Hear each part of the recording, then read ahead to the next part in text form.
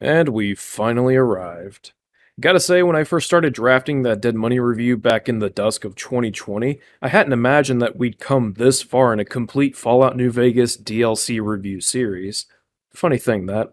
Lonesome Road is a fascinating DLC to me for a number of reasons, and it's had a strangely mixed reception amongst players over the years, far more so than any other DLC in New Vegas, and that really is saying something. More casual players of New Vegas and the newer iterations of Fallout in general didn't quite gravitate towards the brutality of Dead Money and its focus on survival. Honest Hearts was the complete opposite, with casual fans taking to the more open world design, but hardcore fans not really being quite as engaged with it. Old World Blues, while solid, was trying for a more Futurama style narrative with a comedic surface underlied by darker elements. And while it certainly got its share of laughs out of the players, the consensus of its objective quality was still fairly mixed, though it was overall more positively received than Dead Money and Honest Hearts at the time of release. Lonesome Road, however, is a very different kind of beast. Now, I will say, I'm not personally privy to the reception of Lonesome Road at the time of its launch. Lonesome Road dropped on September 20th of 2011 after multiple delays, 2 days before the launch of Dark Souls.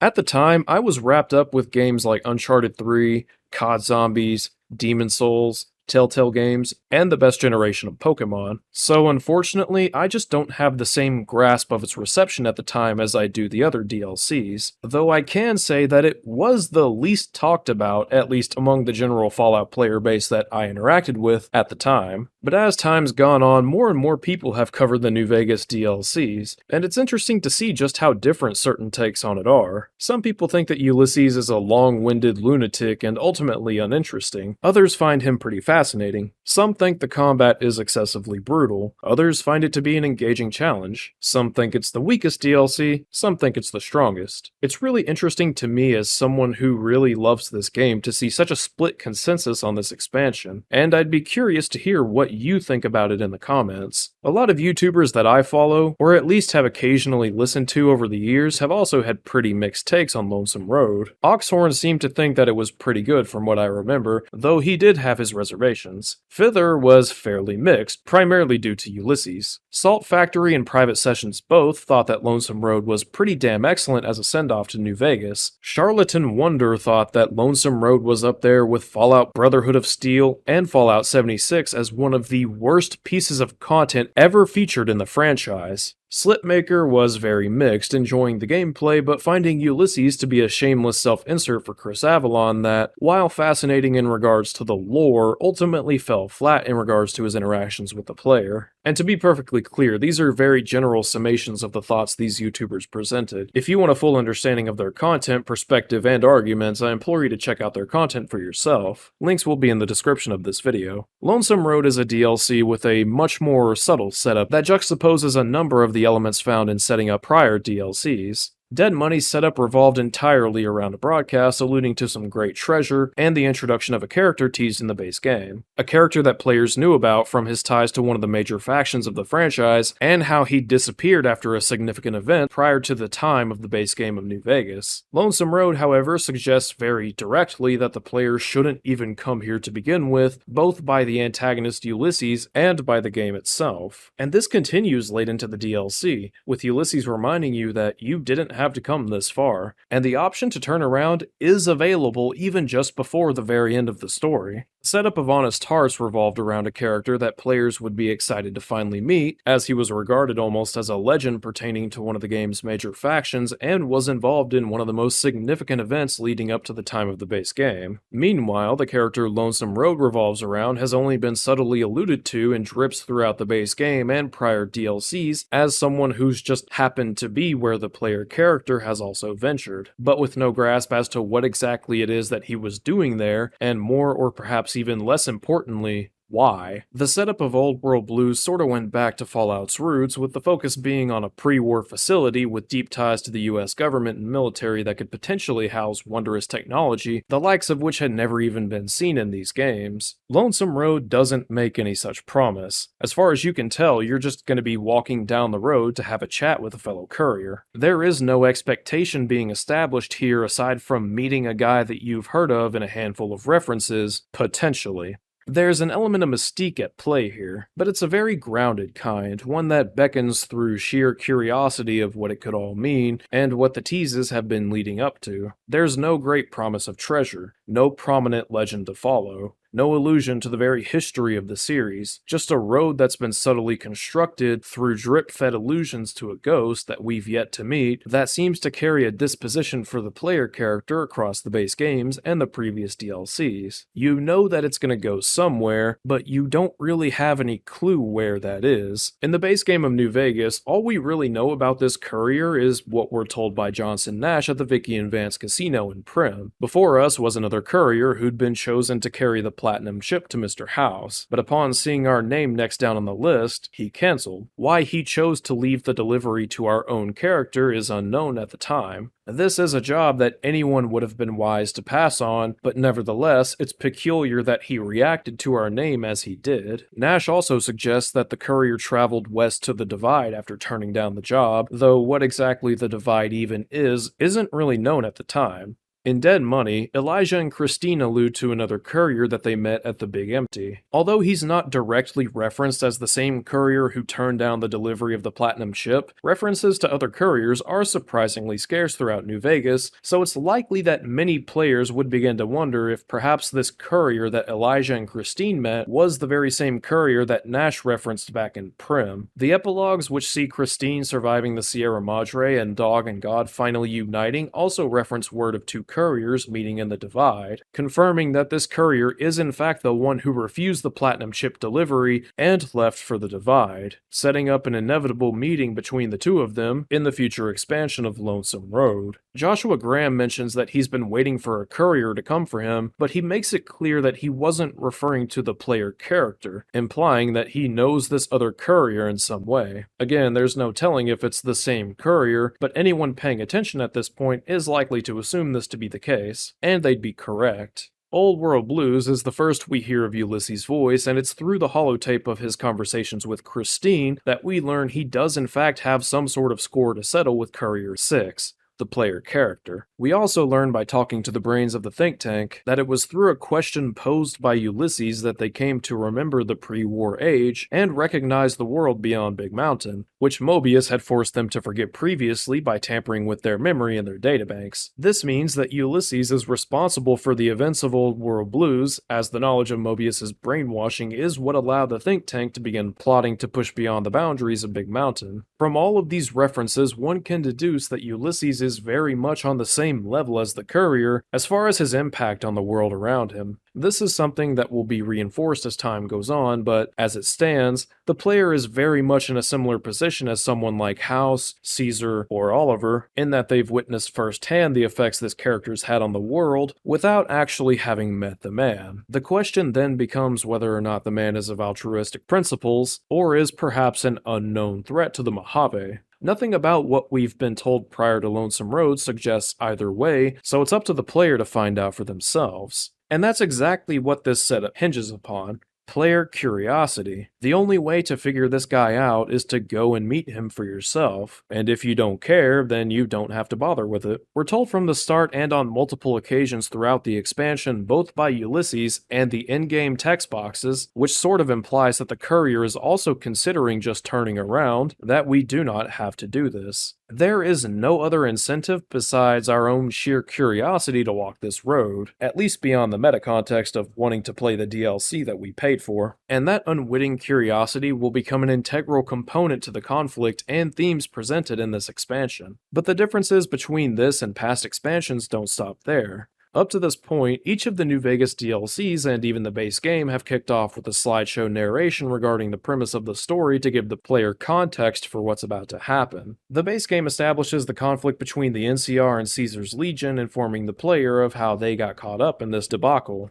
Dead Money's narration was from Elijah describing the legend of the Sierra Madre and why it's so special in the context of the pre- and post-apocalypse. The narration of Honest Hearts was a recounting of the story of Joshua Graham by Jed Masterson, and Old World Blues open with the narration by Mobius introducing the player to Big Mountain. But when the player steps into the Divide, the game just continues as if you were exploring any other part of the Mojave. Don't get me wrong, the opening narrations of New Vegas, Dead Money, and Honest Hearts were pretty solid, and there is value to them, but the way that Lonesome Road starts more organically really is a nice change of pace, at least in regards to optional content. And in the context of Lonesome Road's setup, it's a great method of presentation. Even simple juxtapositions like this can add a certain eyebrow-raising intrigue to the presentation that makes players feel more inherently curious, which again is what this whole setup has been about. It's not until some ways into the DLC that the player will receive their first bit of expository dialogue, and it's here where things really begin to pick up. After entering the Divide, the player steps into a military bunker where they discover an ED iBot, not to be confused with ED from the base game, which is a different machine and AI,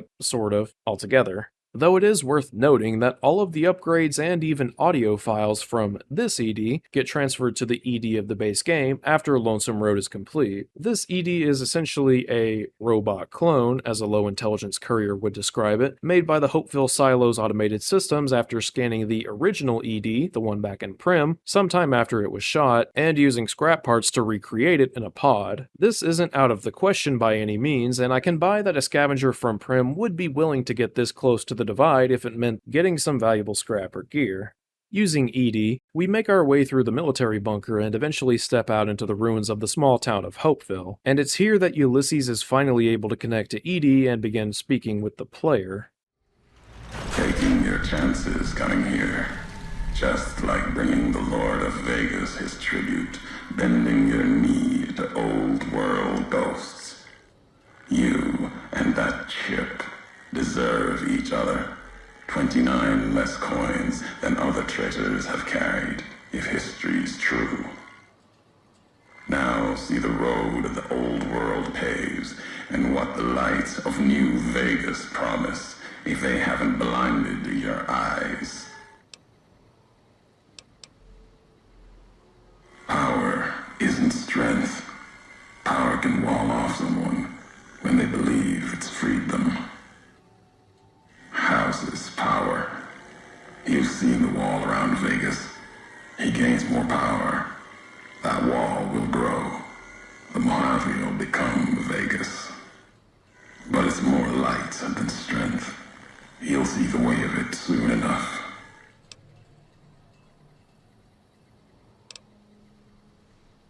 I'm a courier. Courier 6 was Courier 6. Like you.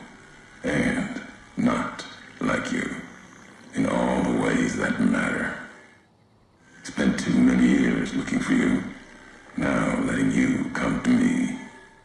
Thought carrying that ship would end you. No, you got lives in you, hard to kill. Storms, bullets, sand and wind, yet still you walk. For now. Not my given name. Close enough.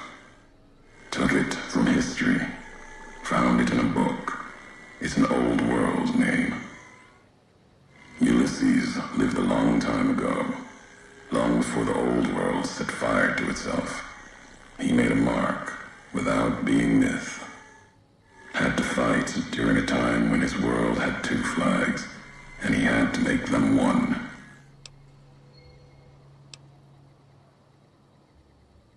History. Yes. Ulysses walked a hard road. A general, like Caesar and Oliver. He was brown and stubborn, gave him strength on the battlefield. He led his side to victory, turned 2 flags into one. That's when he lost. When the fighting was done, the sickness took hold. Lesson there. If history's to be believed, one you should heed.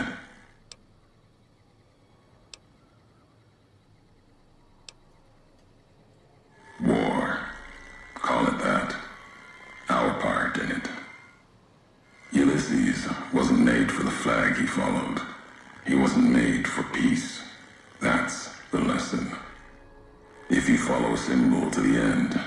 Ask yourself what that means. More important, ask what happens after the end. No, I couldn't. And I'm thinking you can't kill me either. If you did, you'd answer for it, just as I would. Let the land do the killing for you. That's one of the things you taught me. Killing is personal. So's vows, promises. Last bit's more important to me than the first.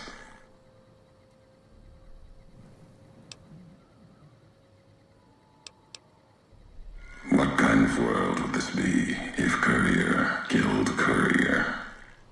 You've got enough distance ahead of you. Save your breath for the road. Don't waste it on words. All right, Courier. If the why of it matters to you.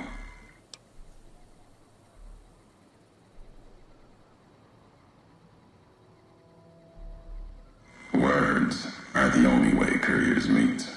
Sometimes it's the paths we walk. But no, we've never spoken before now. You may not know my voice, but we've walked the same places. The long 15 to Prim. That wasn't the only road you ever walked. I've been to your home, the place you kept returning to. May not be the place you were born, was the place you gave life to. Same thing. People forget couriers can keep communities alive until the day they're gone and their breath catches in their throat. Meant to? No. Never. You're a burden. Weigh you down long enough to let death catch up to you. But you survived. There was death in that package. And while the chip is important to old world ghosts, no. You are more dangerous than that chip ever could be. Maybe why you found each other. Little piece of the old world speaking to you, waiting for you to wake something else up with it. We all have death following us. Only a question of how close. You dodged it. For a time. You're good at that. Talent for it. With that chip weighing you down, a burden. Let's death move a little faster without me pulling the trigger. Promises to keep to others. And the Mojave's dangerous enough left to the land. The land has its way. If I wanted you dead, we would have met sooner. Not sure that's the way this ends. Might be that history needs to have its say. If not, then messages will do.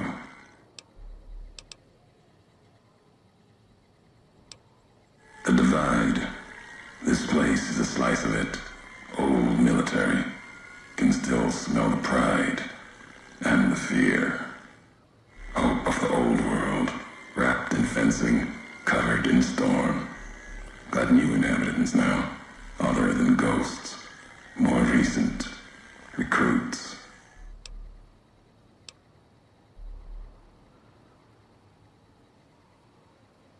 America sleeps in the Divide. Giants beneath the earth. You saw one locked in the silo beneath you. There's more.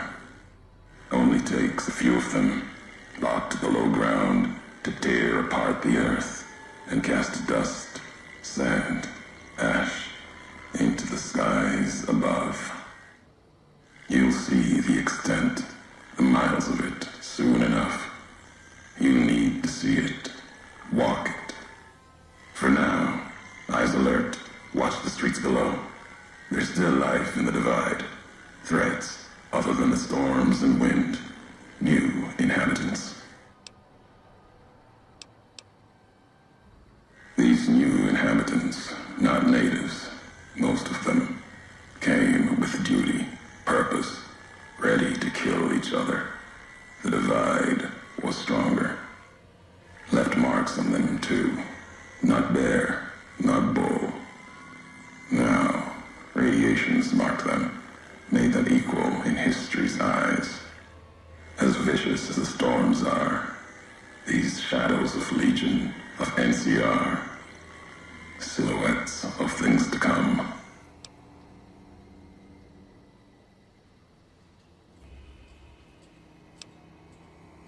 If you saw their corpses, you saw mercy, got what they deserved, coming to the divide.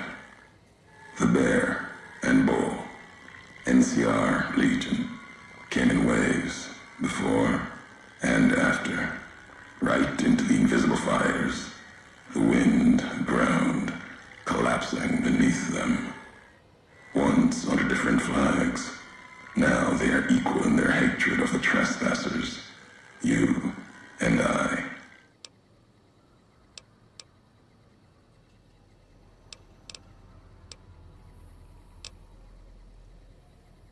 Even as the fires here burned them from within, the winds of the divide tore their skin, exposed them, screaming to the sky. And just as the divide tears at them, so they tear at each other, for sport, like some tribal scarification. Falling back to their history, maybe. No matter what they suffer, the radiation, fire of the divide sustains them, makes them stronger.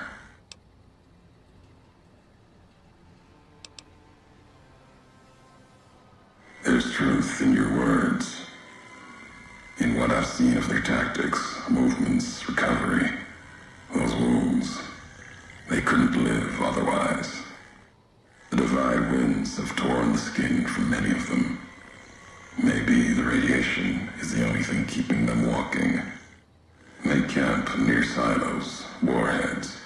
No way to cleanse the radiation. Makes them hard to kill there. Have to draw them out. The robot with you. All of them are machines, radios, old world tech reshaped with new hands. Historians, couriers carrying messages. Seen them as I've walked the divide, tending other machines. That one, sealed inside the Hopeville silo. Sign America is waking up. It will follow you, obey you, carry it until we are face to face. Then there'll be no more need for it to carry my words. America sleeps ahead of you, its nightmares filled with quakes, storms. You'll need to find your own path. That means waking America's spears up from their slumber. There's ways. Warheads set off collapse. Warheads could open the gates again. You're resourceful. That machine, robot with you, can help you find the warheads you need to destroy. And their trigger, the detonator. The way ahead is below. The tools are there. The rest, up to you. Who are you who do not know your history? You came all this way for answers. Only currency I have, nothing else to be gained. Could turn around, walk away at any time. If history matters to you, you'll need to earn it. Any logs of mine, I have already cast away in the divide. They're lost to you. For now, find the trigger for the warheads buried in Hopeville. Use it to keep moving and keep alive. The divide will send its worst against you. It may break you. We'll see if you're stronger. Road gets rougher from here, courier. Left marks for you. Colors will tell the way if you're smart. They'll lead you to your home one more time. Lead to the ending of it. Maybe remind you why you wander. I'm not going to go into a full-blown breakdown of Ulysses as a character yet, but I want to cover what the game is doing with this dialogue and how he's being used to exposit information in this opening speech. Ulysses makes his disdain for Courier 6 abundantly clear right out the gate, and he makes it a point to comment on the player's most favored reputation with the primary factions of New Vegas. Players aligned with the NCR will be met with a verbal scowl, with Ulysses referring to the NCR and all of its followers as weak and sick with a very condescending tone. Players going the independent Vegas route will be talked down to for not following a flag of their own, as well as lacking principles and purpose. Players aligned with House are looked down upon for being a tool for an old world ghost. Male Legion couriers are questioned for their loyalty as if to imply they're not true Legion through blood or tradition. The same goes for female Legion couriers, which offers its own unique dialogue where Ulysses is somewhat perplexed by the female courier's role in the Legion. These comments on the courier's alignments, or lack thereof, make for a great way to get some quick insight on Ulysses as a character. As it turns out, Ulysses is a former member of the Legion, and despite being dissonant from them, he still carries some level of respect for them. But when it comes to the couriers aligned with NCR or House, Ulysses scoffs, having zero faith in either to rebuild civilization and no respect for their customs. His condemning of a courier seeking Vegas's independence also shows a certain devotion to his character that'll remain fairly relevant throughout Lonesome Road. Aside from commenting on the player's reputation with the base game's major factions, the first thing many players are likely to notice is the way Ulysses talks, though many will have already noticed this just from listening to the holotapes from Big Mountain. Descriptive. That's the word. Long speech, dragged syllables, all leading into a burst of emphasis gripping the player's attention, even as it teeters off. When referring to the NCR, the Courier, and even Edie, there's a certain scowl to his verbose, but when it comes to Legion, his tone borders on melancholy and disappointment, as if to sigh in retrospect of the doomed faction that he once followed. It's this simultaneously vague but unashamed way of speaking where he makes his feelings abundantly clear while remaining fairly cryptic about his actual goals with frequent use of metaphors. And when he does speak directly, his demeanor becomes notably more aggressive, helping to add further emphasis to whatever answer or revelation that he has to offer. The voice direction here is outstanding, with a great deal of effort being put into every single syllable of his speech. Given how much dialogue there is with this character, it really is insane to see the effort that goes into quite literally every syllable that he speaks. He's very thoughtful in how he talks, with a surprisingly refined vocabulary for a former member of the Legion, and it goes a long way in commanding a certain level of respect from the player. Also, he's kinda hot. I understand that some people don't care for the more long-winded dialogue, but thankfully for players like that, there are dialogue options every time you encounter him to tell him just, hey,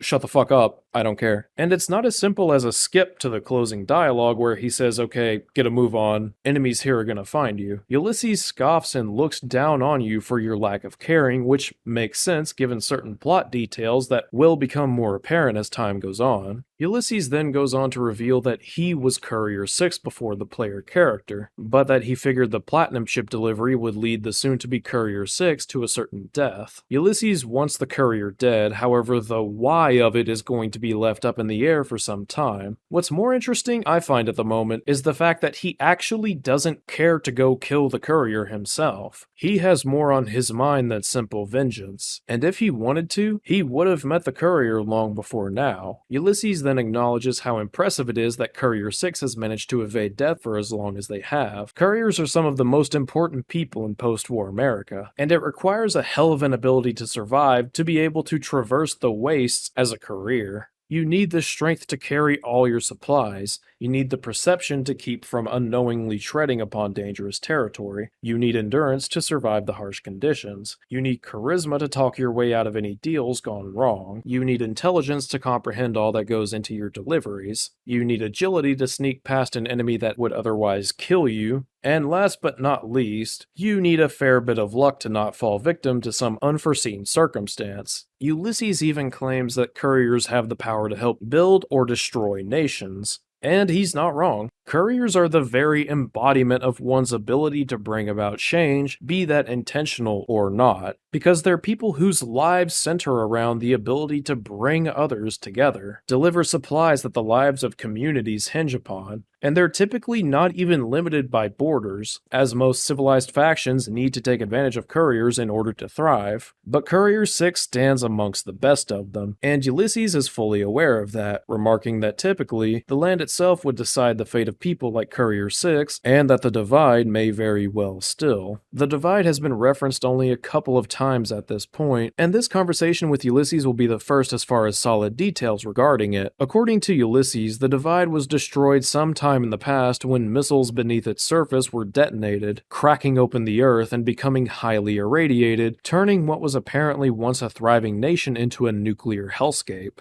The mass amounts of radiation coupled with the violent winds turned the divide into a place where one would be lucky to die, as its new residents were not given such a luxury. Those who were unlucky to be caught in the divide apparently found the winds flaying their skin, the radiation infecting them beyond ghoulification. It's theorized by Courier 6, provided they have a high enough medicine skill, that the radiation is perhaps the very thing keeping these marked people alive, and Ulysses seems to concur with the possibility of it, though even he can't say for certain. With Ulysses being revealed as the antagonist and the road ahead finally being established, we can forge on with the goal of meeting Ulysses and settling this grudge that he bears against Courier 6, though there are still many questions to be answered along the way. Why does Ulysses hate the Courier? What exactly is Ulysses' history with Caesar's Legion? What is Ulysses' plan anyway? What did he learn from Big Mountain? What's his connection to the Divide? What awaits us in the Divide? All of this will be answered in due time, but for now we have all that we need to push forward. Of all the DLCs beyond Dead Money, this is by far the one that I'm most eager to dissect given its overall mixed reception, and I've got a hell of a lot to say myself, especially after having replayed it as many times as I have recently. At the time of writing, the plan is to have this video up by October 22nd, and hopefully by then I'll finally be done with the goddamn Demon Souls video, but if I haven't, well, hey, I'm making a Demon Souls video. But for now, I think it's time to step away from the Divide and save the discussion for later. The next part is going to center around the gameplay of Lonesome Road, and beyond that will be a two-part analysis of the writing followed by the conclusion. I hope you guys are looking forward to this coverage even half as much as I am. But until next time, have a wonderful day.